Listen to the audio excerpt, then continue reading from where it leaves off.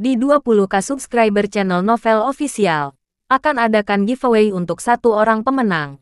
Syaratnya kalian harus subscriber, komen, like, share, supaya kalian bisa terpilih untuk jadi pemenang giveaway.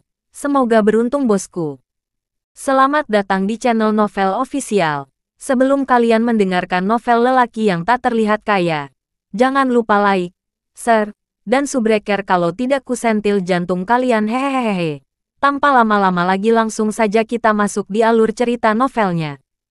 Bab 1831 sampai bab 1840. Mendesis. Detik berikutnya, ular piton raksasa itu mendesis ke arah Geralt. Kemudian, itu meluncurkan serangan dan menyerang Geralt dengan kecepatan tinggi. Geralt segera bergerak ke samping untuk menghindari serangan itu. Temukan tempat dan sembunyikan dengan cepat. Memanfaatkan kesempatan itu, Geralt meneriaki Juno dan dua lainnya. Ketiganya segera bereaksi setelah mendengar kata-kata Geralt, dan mereka dengan cepat menemukan sebatang pohon dan bersembunyi di baliknya. Bagaimanapun, piton raksasa hanya bisa berurusan dengan satu orang pada satu waktu. Jadi, mereka harus menyerahkannya pada Geralt. Meskipun piton raksasa itu gagal dalam serangan pertamanya, itu tidak berarti dia akan menyerah. Itu berbalik dan bergegas menuju Geralt sekali lagi, saat tubuhnya yang besar bergerak di tanah. Rasanya seolah-olah tanah mulai bergetar. Piton raksasa bergegas menuju Geralt dan mengangkat kepalanya, mencoba memukulnya. Jika dia terkena piton raksasa, dia pasti akan pingsan bahkan jika dia tidak mati di tempat. Namun, Geralt tidak akan membiarkan ular piton raksasa itu menang, dan dia memanggil pedang astrabais miliknya. Memotong, dia memotongnya. Dengan demikian, kepala ular sanca raksasa dipotong oleh Geralt. Mendesis, ular piton raksasa itu mendesis ke langit, menjerit kesakitan dan mengerikan. Tanah berlumuran darah dalam sekejap, dan kepala ular sanca raksasa jatuh ke genangan darah di tanah. Binatang, kamu tidak bisa begitu saja membunuhku. Geralt memelototi piton raksasa dan berteriak dengan marah. Karena itu, Geralt melompat dari tanah dan menusukkan pedangnya langsung ke tubuh ular piton raksasa itu. Piton raksasa itu gemetar hebat dan jatuh ke tanah, mati. Hanya dengan dua gerakan sederhana dan tajam, Geralt menghabisi ular piton raksasa itu. Baik, tidak apa-apa sekarang. Setelah berurusan dengan piton raksasa, Geralt berteriak pada ketiganya. Baru saat itulah Juno dan yang lainnya keluar dari balik pohon dan mendekati tubuh ular piton raksasa itu. Piton ini sangat besar. Ray tidak bisa menahan diri untuk tidak berkata dengan kagum. Memang ini pertama kalinya mereka melihat ular piton raksasa sebesar ini. Itu bahkan 2 kali lebih besar dari beruang yang mereka lihat terakhir kali. Babi hutan yang kami temui sebelumnya juga sangat besar. Apakah semua hewan di sini memiliki sifat yang sama? Mereka semua sangat besar. Juno segera menyuarakan pikirannya. Mungkin karena fosfor merah, yang menyebabkan mutasi tertentu pada gen hewan ini. Geralt menjelaskan secara singkat. Ngomong-ngomong, orang ini telah mengirimi kita makanan. Saya mendengar bahwa daging ular sangat lezat, dan saya belum pernah mencobanya sebelumnya. Ray menatap ular piton raksasa itu dan berkata, yang kamu pikirkan hanyalah makanan. Jika bukan karena saya, Anda pasti sudah dimakan oleh ular piton raksasa ini. Geralt berkomentar dengan kesal. Saudara Geralt, kami memiliki Anda, kan? Aku tahu kamu tidak akan membiarkan hal seperti itu terjadi padaku. Ray buru-buru tersenyum pada Geralt dan berkata, mau bagaimana lagi? Tapi dia tidak cakap seperti Geralt. Jika ya, dia pasti akan mengambil inisiatif dan menonjol untuk berurusan dengan ular sanca raksasa. Baiklah, berhenti menyanjungku. Pergi dan kumpulkan daging ular. Aku akan membuat api, dan kita akan mengadakan barbecue. Kami akan melanjutkan perjalanan kami setelah makan. Geralt menginstruksikan Ray tanpa daya. Mendengar kata-katanya, Ray langsung menghampiri ular piton raksasa itu dengan semangat dan berjongkok untuk mengambilnya. Segera setelah itu, Geralt sudah menyalakan api, dan dia mulai memanggang daging ular di atas api. Saudara Geralt, sudah saya katakan bahwa gua itu tidak akan sesederhana itu. Itu sangat bau. Tapi aku tidak menyangka itu adalah gua ular. Ray memandang Geralt saat dia berbicara. Dia merasa bahwa gua dari sebelumnya agak aneh karena baunya yang bau. Dan benar saja, benar-benar ada binatang yang tinggal di sini. Piton raksasa yang sedang tidur mungkin keluar dari gua untuk memeriksa mereka karena mereka pasti tanpa sadar mengganggunya. Pada akhirnya, piton raksasa itu masih mati di tangan Geralt dan menjadi makanan mereka. Mau bagaimana lagi karena beginilah cara rantai makanan bekerja. Hidup dan mati mereka ditentukan oleh Tuhan. Ular piton raksasa hanya sial karena bertemu Geralt dan 3 orang lainnya. Setelah sekitar setengah jam, daging ular itu akhirnya matang, dan baunya sangat harum. Daging ular panggang adalah kelezatan langka yang tidak semua orang punya kesempatan untuk mencicipi bahkan jika Anda berada di kota. Namun, kali ini Geralt dan ketiganya dianggap beruntung karena daging seekor ular piton sudah cukup untuk memberi makan mereka semua. Setelah bersih-bersih, Geralt dan teman-temannya mulai menikmati makanan mereka di pintu masuk gua. Setelah makan, mereka akhirnya mengisi perut mereka. Terus terang, daging ularnya memang sangat enak. Buup, Ray mengeluarkan sendawa panjang ketika dia merasa kenyang. Aku sangat kenyang. Saya belum pernah mencicipi daging ular yang begitu lezat sebelumnya. Ini pertama kalinya dalam hidupku. Ini sangat enak, seru Ray dengan wajah puas. Daging ular bukanlah sesuatu yang bisa dimakan sembarang orang. Bagaimanapun, daging ular dilarang di pasar. Namun, itu berbeda di sini. Tidak ada yang bisa menghentikan mereka untuk memakannya. Oleh karena itu, mereka secara alami akan menikmatinya sepenuhnya. Setelah memuaskan rasa lapar mereka, keempatnya membersihkan diri dan pergi lagi. Cuaca di luar sudah tenang, dan tidak ada lagi kilat dan guntur. Seluruh hutan kembali hidup dengan kicau burung di mana-mana. Geralt, apakah kita sudah melewati area fosforit? Dalam perjalanan, Juno bertanya pada Geralt dengan rasa ingin tahu. Ketika Geralt mendengarnya, dia mengeluarkan petanya dan memeriksanya. Setelah melihat peta sebentar, Geralt menjawab, kami hampir melewati area fosfor. Hanya beberapa kilometer lagi, area fosforit mencakup area yang sangat luas. Dari kemarin hingga sekarang, Geralt dan teman-temannya tidak berhenti bergerak. Jadi, mereka melakukan perjalanan jarak jauh hanya dalam waktu singkat. Namun, masih ada beberapa kilometer lagi sebelum mereka benar-benar melewati area fosfor. Apakah menurutmu para pemburu jiwa akan mengejar kita? Juno memandang Geralt dan bertanya dengan prihatin. Geralt langsung menggelengkan kepalanya. Saya rasa tidak. Mereka seharusnya tidak tahu bahwa kita telah meninggalkan area fosfor dan mengambil rute lain. Namun, mereka mungkin sudah keluar dari area fosfor sebelum kita. Inilah yang paling saya khawatirkan. Geralt berkata, sedikit memiringkan alisnya. Ini adalah masalah yang paling mengkhawatirkan Geralt. Jika para pemburu jiwa keluar dari area fosfor sebelum mereka berempat, itu berarti mereka akan terus bertemu dengan para pemburu jiwa di jalan mereka. Akan berbeda jika sebaliknya. Jika Geralt dan yang lainnya berjalan keluar dari area fosfor di depan para pemburu jiwa, Geralt dan ketiganya akan memiliki keuntungan, dan mereka tidak harus begitu tunduk. Kalau begitu, kita harus cepat. Kita tidak boleh membiarkan para pemburu jiwa mendahului kita. Atau kita harus berada di pihak yang pasif. Juno memahami kekhawatiran Geralt dan segera mengingatkan mereka. Perjalanan beberapa kilometer tidak terlalu lama, dan Geralt dan yang lainnya hanya membutuhkan waktu 2 jam untuk menyelesaikan perjalanan. Begitu Geralt dan teman-temannya keluar dari hutan, mereka berbalik dan melihat ke belakang. Saat melihatnya, mereka tahu bahwa mereka telah meninggalkan area fosfor. Di belakang mereka, ada gunung besar yang kaya akan fosfor merah. Ini berarti bahwa mereka telah keluar dari area fosfor. Kami akhirnya keluar dari area fosfor. Ketika Ray melihatnya, dia meledak dalam kegembiraan. Desir, desir, desir. Namun, begitu kata-kata itu keluar dari mulut Ray, lusinan bayangan hitam turun dari dinding batu di sekitar mereka. Bayangan hitam langsung mengelilingi keempatnya. Betul sekali, mereka adalah pemburu jiwa. Melihat ini, wajah Geralt dan Juno berubah drastis. Mereka tidak menyangka bahwa situasi yang paling mereka takuti akan benar-benar terjadi. Hukum Murphy memang benar. Hal-hal yang bisa salah akan selalu salah. Benar saja. Para pemburu jiwa telah keluar dari area fosfor di depan mereka dan bersembunyi di sini. Menunggu Geralt dan 3 lainnya menyergap mereka. Jangan bergerak. Seorang pemburu jiwa ungu keluar dari kerumunan dan memperingatkan keempatnya. Menunjuk ke arah mereka. Pemburu jiwa mengeluarkan busur mereka dan mengarahkan panah ke Geralt dan yang lainnya. Geralt dan teman-temannya tidak berani bergerak karena selusin busur panah membidik mereka. Saat mereka bergerak, panah dari pihak lain akan menembus tubuh mereka.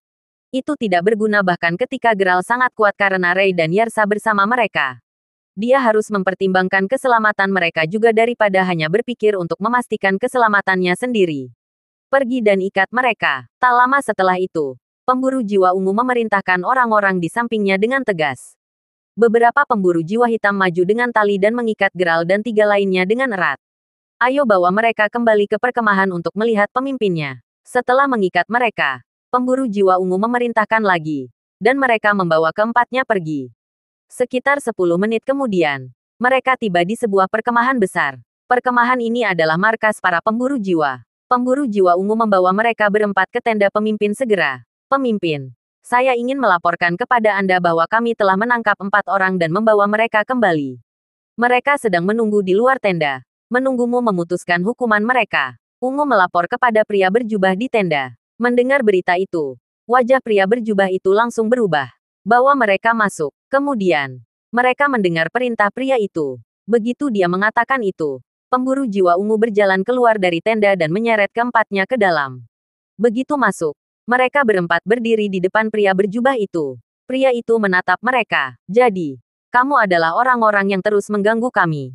Pria berjubah itu menanyai Geralt dan teman-temannya. Jadi, kamu harus menjadi pemimpin para pemburu jiwa. Geralt tidak menjawab. Sebagai gantinya, dia meminta pria berjubah itu sebagai balasannya. Mendengar pertanyaan Geralt, pria berjubah itu langsung mengunci pandangannya pada Geralt.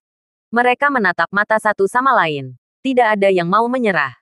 Dalam sekejap, Geralt dan pria berjubah itu melepaskan aura kuat mereka. Setelah merasakan aura Geralt, pria berjubah itu terkejut. Dia tidak menyangka bahwa Geralt akan menggunakan auranya untuk melawan auranya sendiri. Apalagi auranya tidak lemah sama sekali. Menunjukkan bahwa Geralt bukanlah orang biasa. Namun, orang lain di daerah sekitarnya hampir kehabisan napas karena aura mereka yang kuat. Aura kedua pria ini terlalu kuat. Kamu sangat istimewa. Akhirnya, pria berjubah itu menarik auranya dan berkata kepada Geralt dengan ekspresi tertarik. Heh, tidak apa. Geralt menjawab dengan tenang dengan ekspresi acuh tak acuh di wajahnya. Apa sebenarnya tujuanmu datang ke sini? Pria berjubah itu terus menanyai Geralt. Apakah kamu percaya padaku jika aku memberitahumu bahwa kita di sini hanya untuk berlibur? Geralt membalas pria berjubah itu tanpa menunjukkan rasa rendah diri. Ha, ha, ha. Mendengar kata-kata Geralt, pria berjubah itu tertawa terbahak-bahak. Liburan. Apakah Anda benar-benar berpikir bahwa saya adalah anak berusia 3 tahun? Apakah Anda benar-benar berpikir saya tidak dapat melihat apa yang istimewa dari kalian? Anda harus berada di sini untuk klan Pangrotom. Pria berjubah itu mendengus sekaligus dan langsung menyatakan tujuan Geralt dan 3 lainnya datang.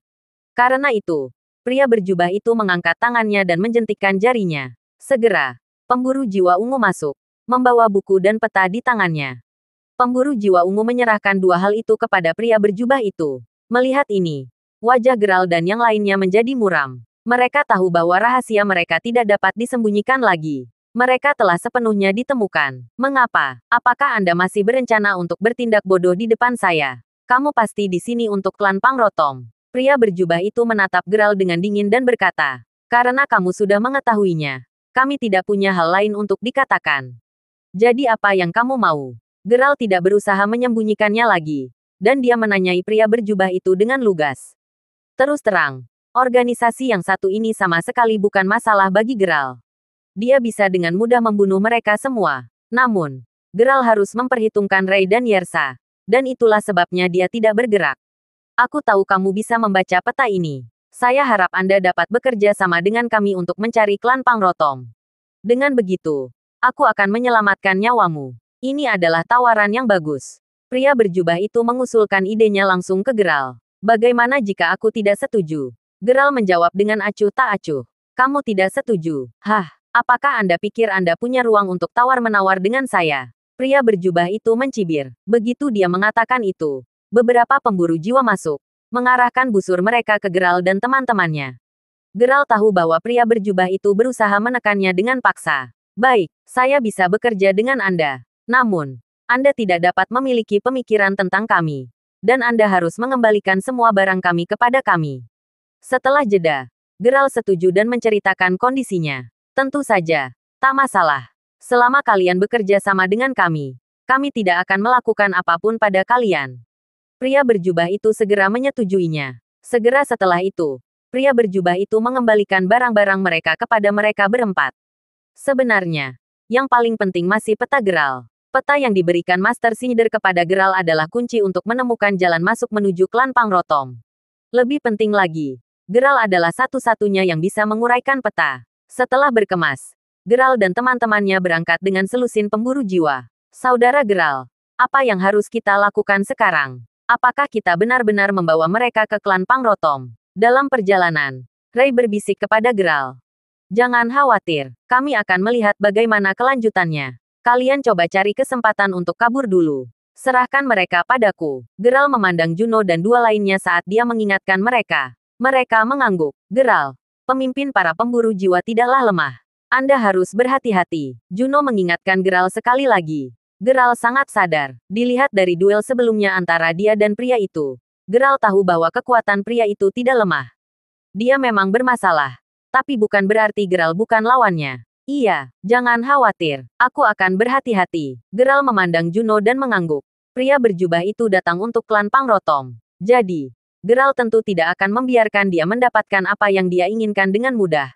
Apalagi membiarkan mereka mendapatkan kemampuan untuk mengendalikan hantu.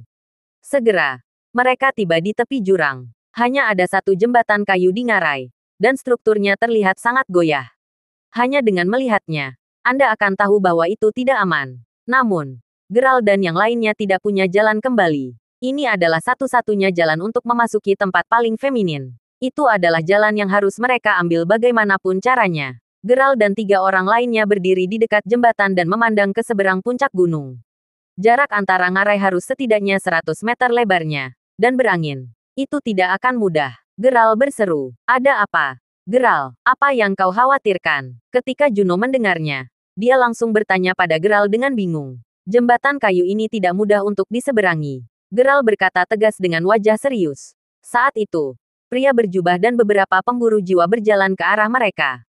Kenapa kamu berhenti? Pria berjubah itu menatap mereka dan bertanya. Jembatan itu tidak mudah untuk diseberangi. Jika kita naik ke jembatan dengan tergesa-gesa, itu mungkin berbahaya. Geralt menatapnya dan berkata, "Hah, hentikan semua omong kosongmu. Saya tidak peduli apakah itu berbahaya atau tidak. Saya yakin Anda punya cara untuk menyeberangi jembatan itu." Pria berjubah itu tidak peduli sama sekali dan menjawab dengan mencibir. Mendengar kata-katanya, Geralt tahu dia tidak punya pilihan. Baik-baik saja maka, kami akan pergi dulu. Dan Anda mengikuti kami dengan hati-hati. Geralt memberi tahu mereka dengan acuh tak acuh. Karena itu, Geralt maju selangkah. Tapi sebelum Geralt bisa bergerak maju, pria berjubah itu menghentikannya. Apa itu? Ketika pria itu menghentikan Geralt, Geralt mengerutkan kening dan bertanya dengan dingin. Kamu tidak bisa mendahului kami. Siapa yang tahu jika Anda akan memainkan trik kotor? Kata pria berjubah itu. Ketika Geralt mendengar kata-katanya, dia kesal. Dia memiliki keinginan untuk menghabisi pria berjubah dan para pemburu jiwa sekaligus. Jika bukan karena jumlah mereka, Geralt tidak akan berkompromi. Baiklah, baiklah. Kalau begitu, biarkan anak buahmu pergi dulu. Dan kita akan berjalan di tengah. Geralt berkata tanpa daya dan membuat gerakan tangan yang mengundang. Melihat sikap Geralt, pria berjubah itu sangat puas. Kemudian, dia segera memberi isyarat kepada beberapa pemburu jiwa ungu di belakangnya. Pemburu jiwa ungu segera memahaminya dan naik ke jembatan, memimpin kelompok. Adapun Geralt dan 3 lainnya, mereka mengikuti di belakang pemburu jiwa ungu. Pria berjubah dan anak buahnya yang lain mengikuti di belakang Geralt, benar-benar mengelilingi Geralt dan teman-temannya di tengah. Saat mereka berjalan di jembatan kayu, Geralt merasa semakin gelisah. Dia punya firasat buruk bahwa jembatan kayu itu tidak sesederhana kelihatannya. Tempat paling feminim jelas tidak mudah ditemukan. Dengan hanya satu jembatan kayu di antara ngarai, bukankah itu tampak terlalu mudah? Geralt, kenapa kamu terlihat sangat sakit? Juno memperhatikan ekspresi Geralt dan bertanya dengan prihatin. Saya hanya khawatir bahwa mungkin tidak semudah ini untuk menyeberangi jembatan. Aku punya perasaan yang tidak menyenangkan. Geralt menjelaskan dengan wajah serius. Ketika Juno mendengarnya, dia melihat sekeliling tetapi tidak melihat sesuatu yang aneh. Apakah kamu hanya terlalu berhati-hati? Tanya Juno curiga. Geralt menggelengkan kepalanya menyangkal. Itu tidak mungkin. Saya tidak hanya berhati-hati. Saya hanya punya firasat ini. Ledakan. Begitu Geralt mengatakan itu, ledakan keras terdengar di seluruh ngarai. Kerumunan segera melihat ke sisi kiri ngarai, karena suara itu datang dari arah itu. Seluruh ngarai sangat gelap sehingga mereka tidak dapat melihat situasi dengan jelas. Selain itu, langit juga berubah menjadi gelap dengan awan hitam terbentuk di langit. Ini tentu bukan pertanda baik. Detik berikutnya, sesuatu terjadi yang mengejutkan semua orang. Segerombolan serangga hitam terbang keluar dari sisi kiri ngarai dan langsung menuju ke arah mereka. Apa itu? Seseorang bertanya dengan heran. Namun, tidak ada yang tahu apa itu. Mereka hanya tahu bahwa itu bukan hal yang baik. Ayo pergi, cepat. Geralt bereaksi cepat dan memberitahu ketiganya di belakangnya. Karena itu, Geralt dan ketiganya berlari ke depan dengan kecepatan tinggi.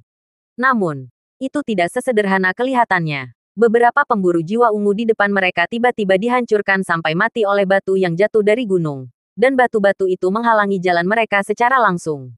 Sialan, saudara Geralt.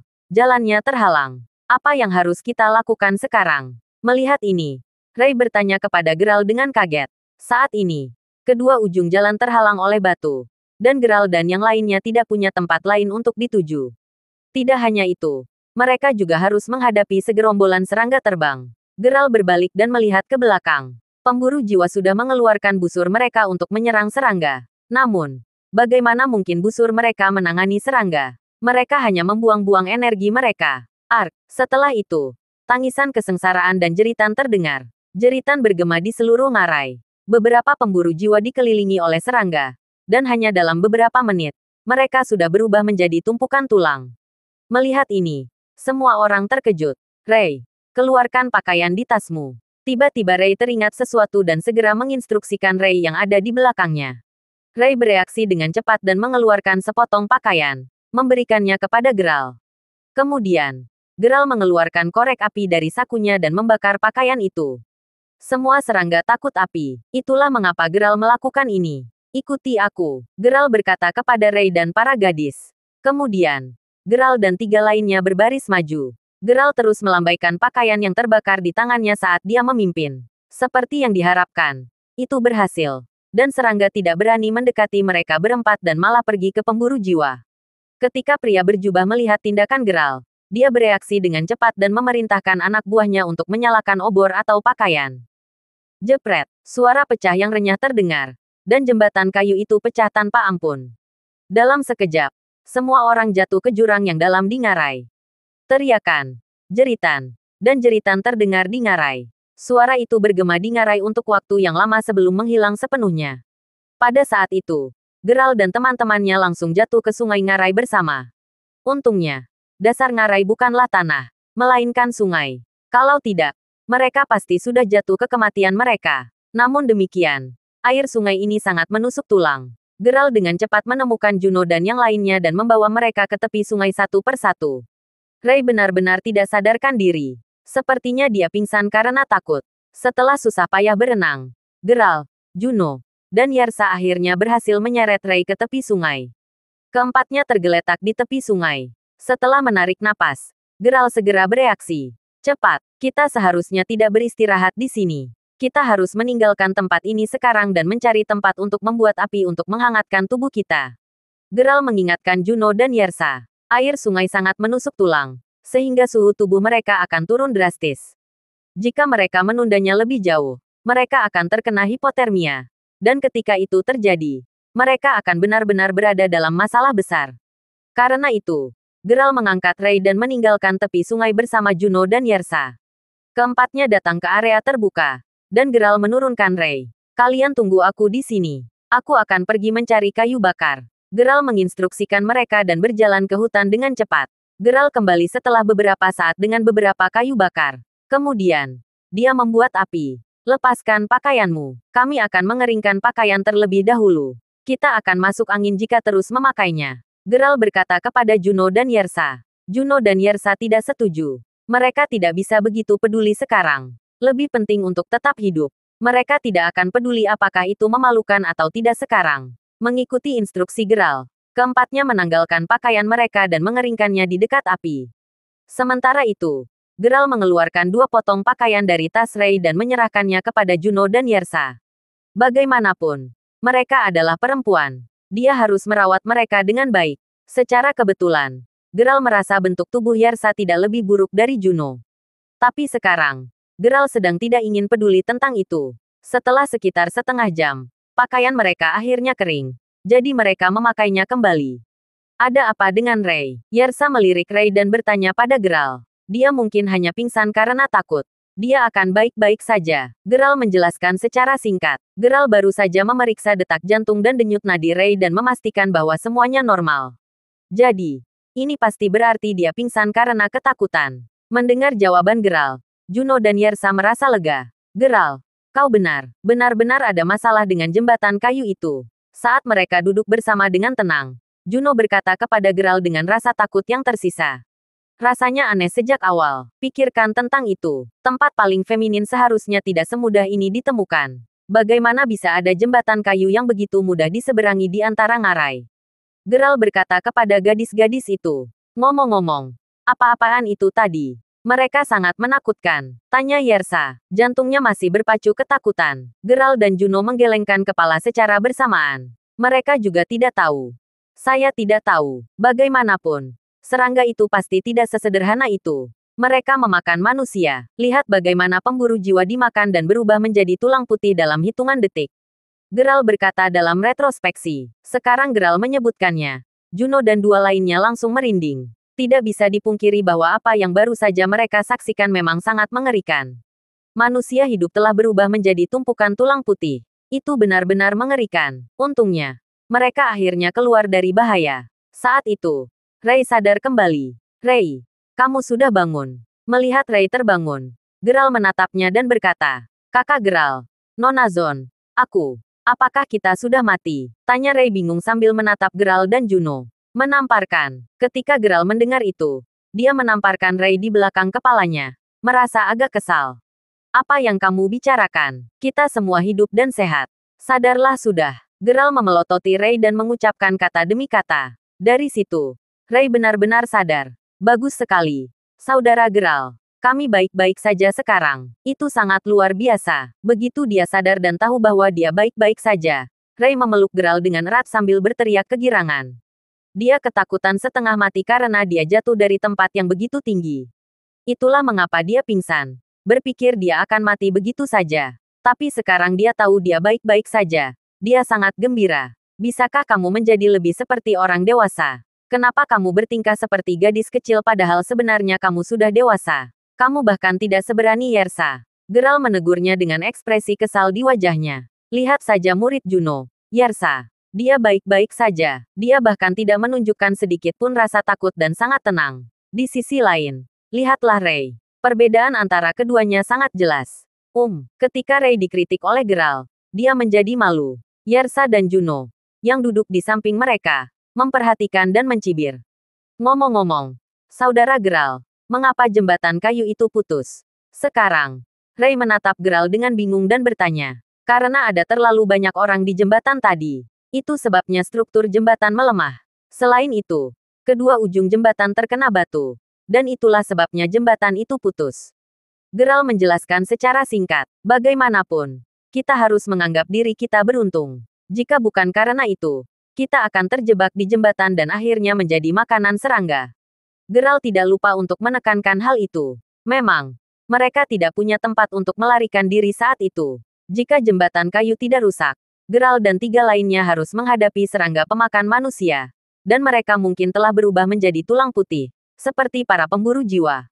Lalu, apa yang harus kita lakukan selanjutnya? Ray terus bertanya. Kami akan beristirahat sebentar. Dan kemudian kami akan melanjutkan perjalanan kami.